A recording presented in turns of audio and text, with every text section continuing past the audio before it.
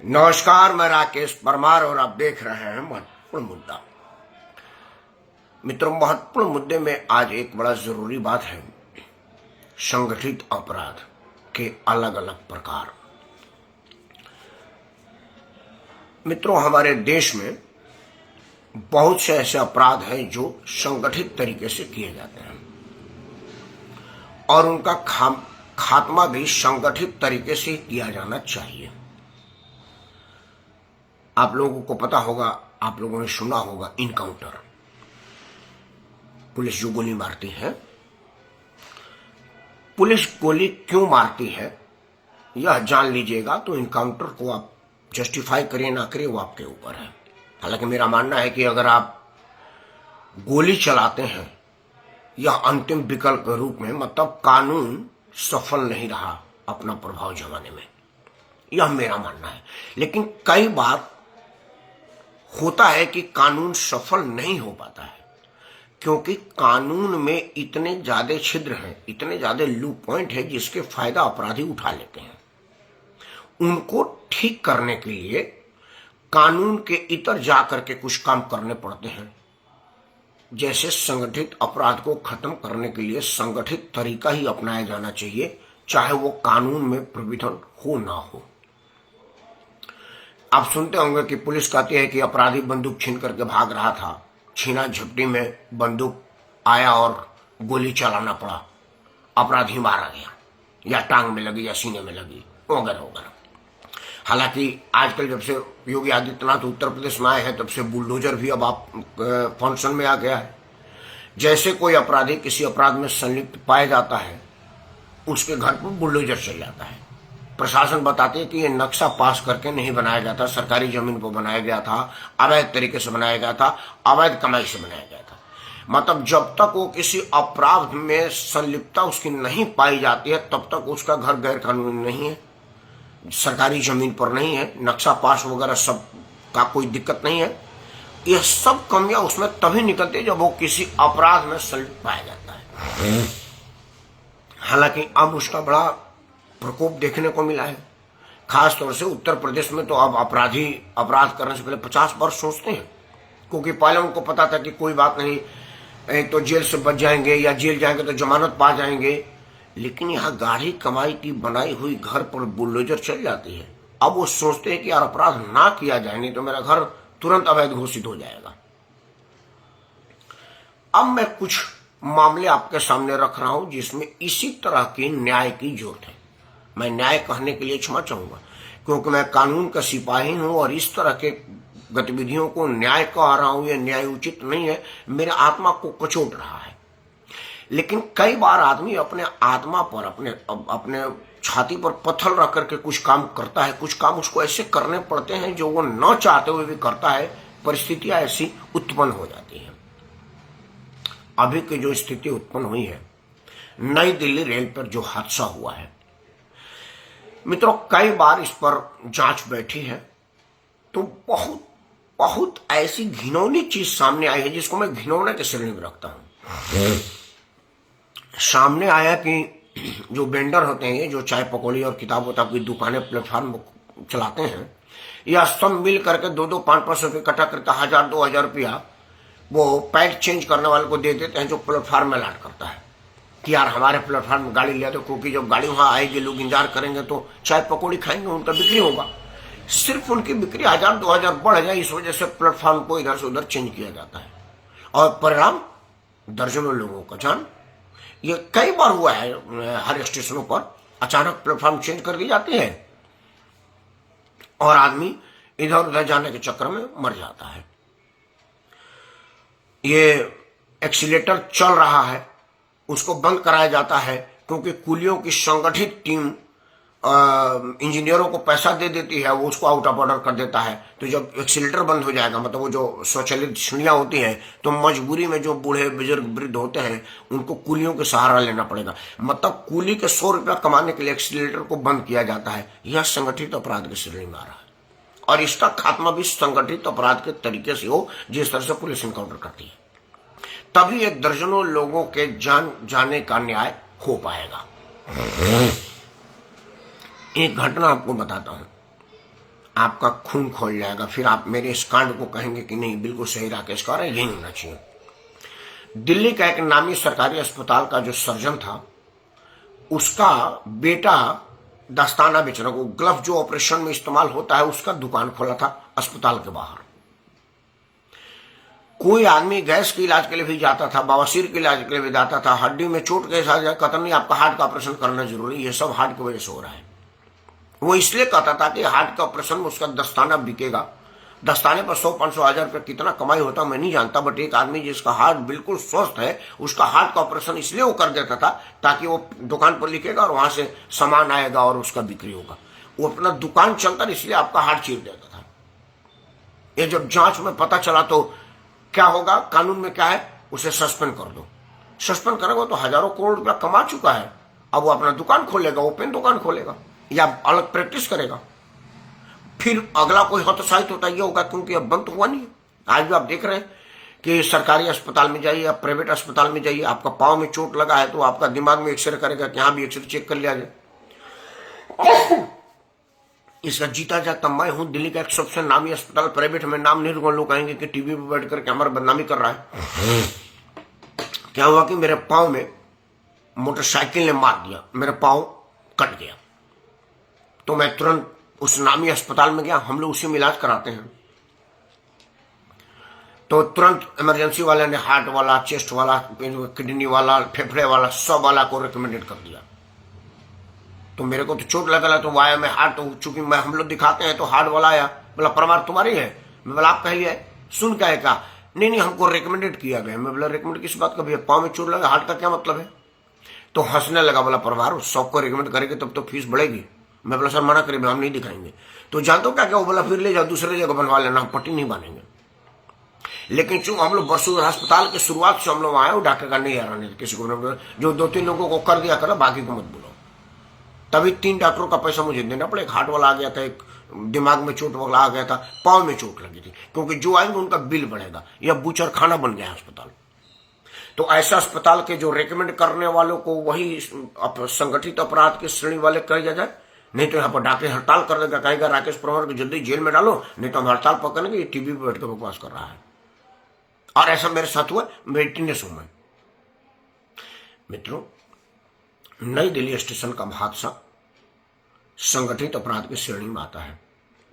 कानून में यह नहीं लिखा है कि स्टेशन पर प्लेटफॉर्म बदलने वाले को गोली मारी जाए, क्योंकि वो अपराधियों के लिए है। लेकिन वो अपराधी किसी एक आदमी को गोली मारता है, पुलिस उसको गोली मार देती है। यहाँ 1.5 दर्जन से ज्यादा लोग अकाल मौत के शिकार हो गए और दर्जनों परिवार सड़क पर आ गया। जो अपाहिज हो गया, जिसका अंग भंग हो गया, वो जीवन भर इस दंश को लेकर के झेलेगा कि स्टेशन पर कुछ आदमी के 100, 200, 500 रुपया कमाई के लालच में हमें पूरे परिवार का एक कमाने वाला मुखिया चला गया। कई लोग ऐसे गए हैं जो मेन आदमी वही मेन करता धरता है, घर का पूरा परिवार उन्हीं पर पलता है। और सरकार ये मुआवजा देकर के 1000, 2000, लाख, 2 लाख रुपया अपने तीसरी कर लेगी कि हमने दिया है। लेकिन इस पर रोक नहीं लगेगा तो फिर लोग मरेंगे, क्योंकि ये प्लेटफॉर्म बम भरने की घटना ना तो पहली है, ईश्वर करे कि यह आखिरी हो। हम तो यही दुआ करते कि यह आखिरी हो। मित्रों, मैं मानता हूं, मेरा मानना है और ये मैं चाहता हूं कि किसी आदमी को अनायास ना मारिए। किसी को मारना है यह अदालत का काम है, क्योंकि विद्वान न्यायाधीश लोग इस पर विचार करते हैं गंभीरता से सारे पहलुओं को कि आदमी समाज में रहने के लायक है कि नहीं है। पुलिस तो कम से कम ना करे, क्योंकि पुलिस के पास प्रेशर होता है और वो जजेज जैसा ठंडे दिमाग की ट्रेनिंग उनको नहीं दी जाती है, क्योंकि उनको लॉ एंड ऑर्डर मजबूत करना होता है, संभालना होता है।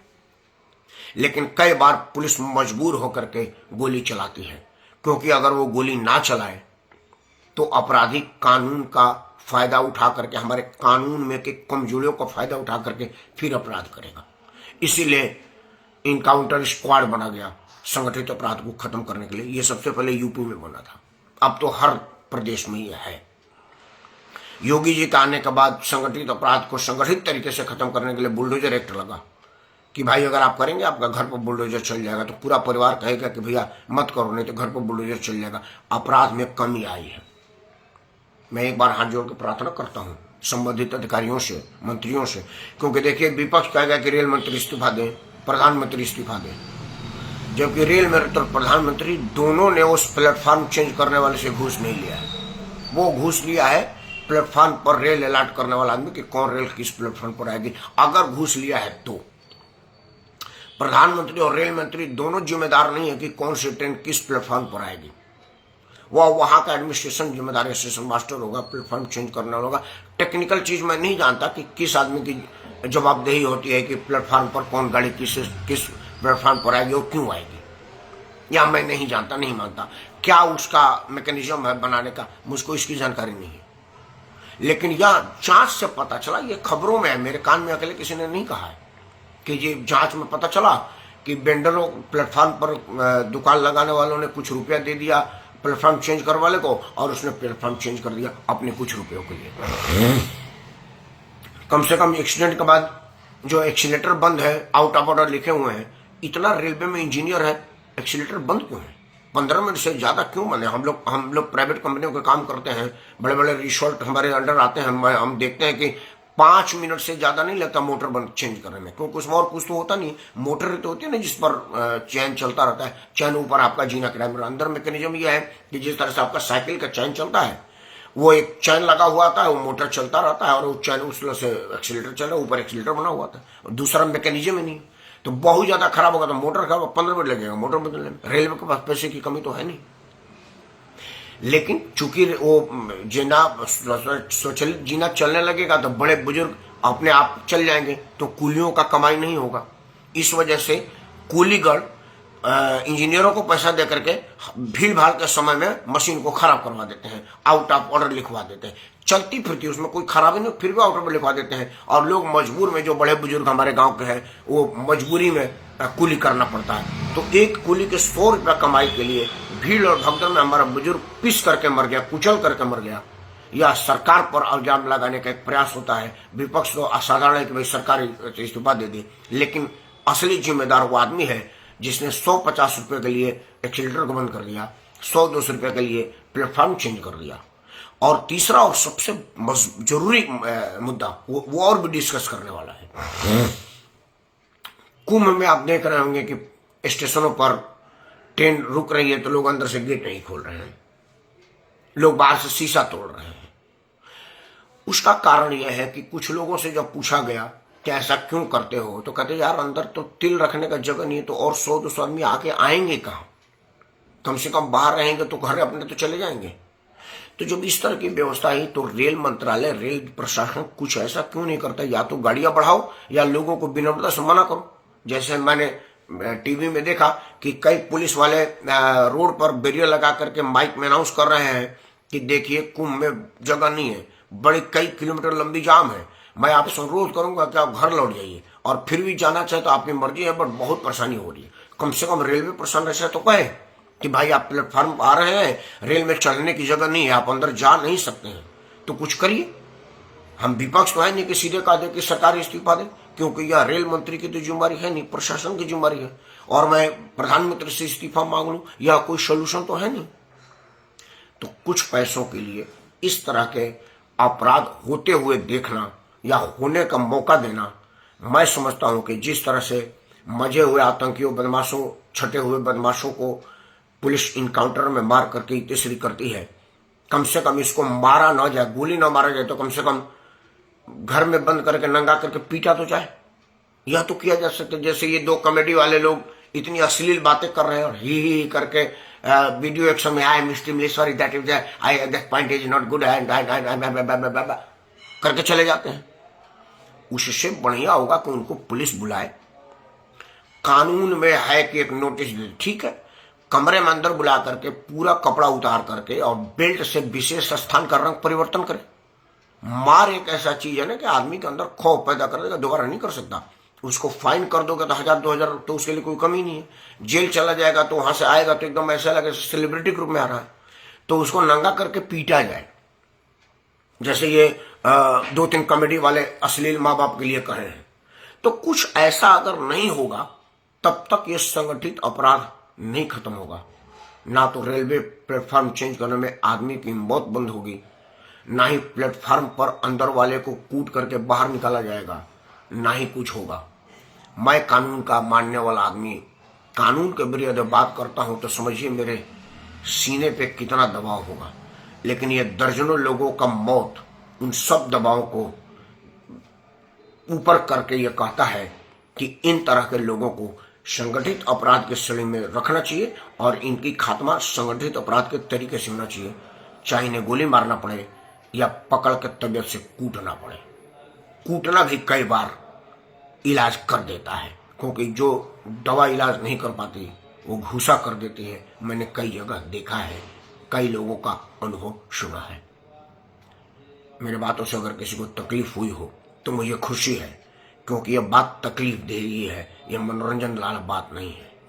और अगर मेरी बातें कानूनन रूप से कहीं से गलती हुई हो तब भी मुझे खेद नहीं है, क्योंकि हर आदमी कानून तोड़ता है तो मैं ही कानून मानूं, ये कहाँ लिखा है। अगर इस सामाजिक कौज के लिए कानूनन रूप से भी अगर मुझ पर कोई धारा बनती है तो मैं झेलने को तैयार हूँ। लेकिन सरकार से और जज साहब से कहूंगा कि जज साहब मुझको सजा देने से पहले उन लोगों को सजा दीजिए जो लोग कुछ चंद पैसों के लिए इतने बड़े बड़े कांड करवा देते हैं। ईश्वर करे कि ऐसा कभी ना हो।